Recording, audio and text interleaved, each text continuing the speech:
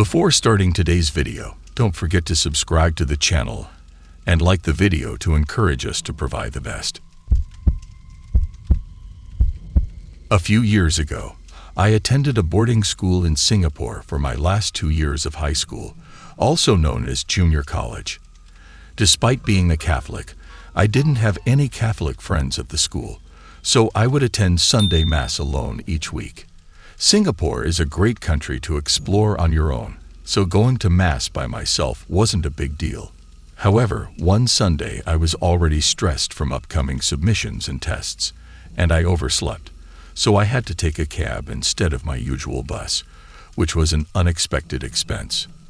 By the time I arrived at the church, I was feeling upset and looking for some peace. I was late and had to stand at the back of the church with the other latecomers because all the seats were taken. A man standing a few feet away from me caught my attention. He had an eternal frown and was wearing glasses. Throughout the Mass, I noticed him scowling at me, but I ignored him because I didn't want to get upset unnecessarily. As the only Indian in my boarding school, I was used to receiving strange comments from my peers and occasionally from teachers. Additionally, the church and my school were located in a wealthy neighborhood, and I had never seen anyone who wasn't Chinese attending the church before. So being stared at as a minority was something I was accustomed to. Overall, I didn't pay any attention to the man who was scowling at me. During the distribution of communion at Mass, a seat opened up near me and a man I had noticed earlier. I moved towards it and sat down, making sure not to block anyone's view. The man maneuvered himself to stand behind me, which made me feel uneasy. Then he started talking in a way that wasn't directed towards anyone in particular, but I could tell his words were meant for me. He began to rail about how Indians were destroying Singapore, how they were prostituting themselves in the streets and taking over schools and hospitals. He also repeated himself frequently, using words like prostituting and whoring multiple times. I turned to look at him with a mix of disbelief and anger, but he just stared back at me with hatred and rage. The people around us were shifting uncomfortably, but no one said anything. I closed my eyes and hoped he would stop, but he didn't. At some point, I began quietly crying, feeling trapped and unsure of what to do. I didn't want to cause a scene or draw unwanted attention to myself, so I stayed in my seat, feeling helpless and scared. The situation we were in was absurd. We were in a church. The priest was distributing communion to the congregation, and in the back corner, a random man was spewing hateful, racist comments at a 17-year-old, and no one said a word to stop him. When the priest returned to the altar and had us rise for the final blessing, I took the opportunity to move away from the man, but to my horror, he followed me. As we left the church, he continued to harass me, calling me a prostitute several times. Finally, a lady in the vicinity spoke up and told him not to use those words, but she did not offer any assistance to me. I ran blindly to the bus stop and got on the first bus that pulled up, even if it was going the wrong way. I thought I was safe, but when I turned around, he was there walking towards me. The only other people at the bus stop were a woman and a child, but I did not feel confident enough to approach them and ask for help. With trembling fingers, I unlocked my phone and dialed my roommate's number. She answered in a groggy voice, likely awoken by my call. But I didn't wait for her to speak before I loudly told her that a strange man had followed me from the church to the bus stop, verbally abusing me, and I didn't feel safe. The man had been advancing towards me the entire time, but upon hearing my words, he moved away to stand with a woman and child who had also heard me. A bus arrived, and I quickly boarded, but I was so overwhelmed by the experience that I stood by the driver and began crying uncontrollably. I couldn't recall what I was thinking, but my heart was pounding, and I was having a panic attack. The driver and passengers stared at me, likely thinking I was crazy. At the next stop, the driver asked if I was okay and where I needed to go.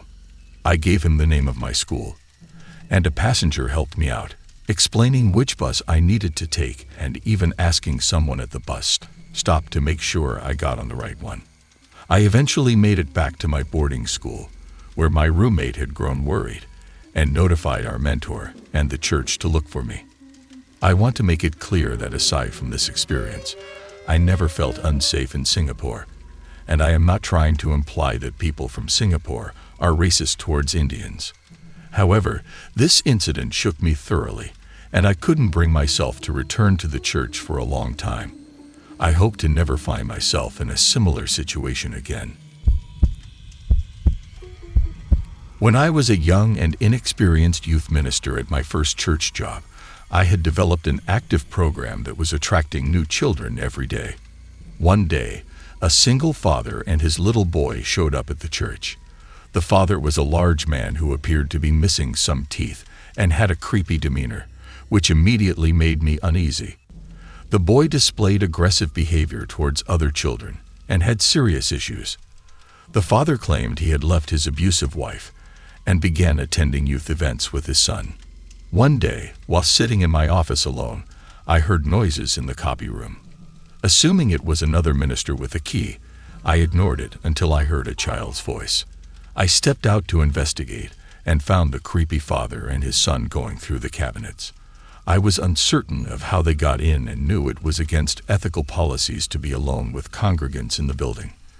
Therefore, I made an excuse to get them to leave, using my cell phone as a prop. As we were leaving, I made sure to exit through a different door than they did, but the creepy father proceeded to knock on my car window as I sat in my vehicle, feeling quite uneasy. At the time, I owned an older car that didn't have power windows, so I had to manually roll down the window a bit when the creepy dad approached me. He asked if I could babysit his kid sometime, claiming that he had left his child alone the previous weekend and that the child had peed all over his apartment. He was looking for a babysitter who could be a positive influence on his child. However, I declined the offer, explaining that I had other obligations and couldn't fit babysitting into my schedule. Despite my refusal, he persisted and tried to open my car door, then begged me to babysit. I told him I had to run an errand, and he eventually left.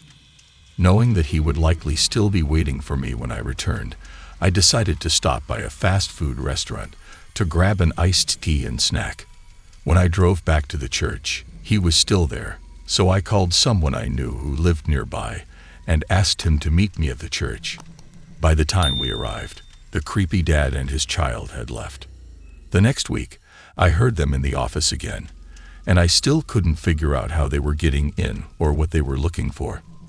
This time, he mentioned that he had DVR'd a special about Jesus and invited me over for dinner to talk about it. He even offered to buy wine. I declined the invitation, but he then suggested that the youth group come over to his apartment to watch the Jesus movie. I proposed that we watch it at the church instead, but he became agitated. Around this time, I began receiving weird text messages from him, complimenting my appearance almost every day, even when I wasn't at the church. As I was using my phone for a children's message at the front of the church one Sunday morning, it started ringing. It was the same number that had been sending me the creepy text messages. Since I had never responded to the messages, I ignored the call. However, the person kept calling and laughing in the back of the church. Later, he admitted to pranking me.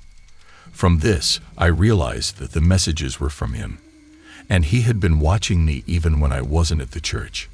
About a month later, the texts became more graphic and perverse. My male supervisor suggested that I respond by saying that I wasn't interested, while my professor advised me to ignore the messages, which is what I had been doing. However, this angered the creepy dad, and his messages became aggressive, warning me that I would regret not responding. While at a summer camp with kids, I confided in a fellow female minister who told me that the guy was a pervert and I needed to get rid of him. A male co-minister called him and warned him to stop, or I would press charges. The creepy dad complained to the church board that I was leading him on and sending him perverted texts, but I was just doing my job talking to him and his kid. Finally, the senior minister listened to me and read the messages that I had been forwarding to him. He was shocked by what was happening. At this juncture, whenever I performed any activity in the service, such as preaching or praying, the creepy dad would stand outside and stare at me through the window until my part was over. Afterward, he would return to the sanctuary.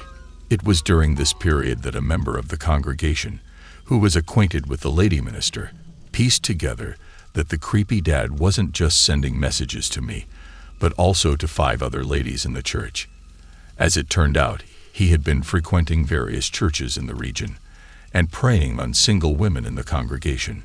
He would use his child as a tool to gain sympathy and eventually have sexual relations with them. The situation quickly became chaotic since the church was hesitant to ask him to leave, being open to everyone. However, we had a predator in the congregation, and many people felt uneasy. Ultimately, he had to relocate due to his job, but I am still unsettled by him to this day. When I was around 16 or 17 years old, I worked in a grocery store located in what many would consider a bad neighborhood. My work shift always ended around 11:00 p.m., and I had to cross a fairly busy street to get to the bus stop. Unfortunately, the bus stop was not well lit, and the buses have been known to pass by people waiting there. One night, while waiting for the bus to arrive, a white minivan pulled up in front of me, and the driver rolled down his window.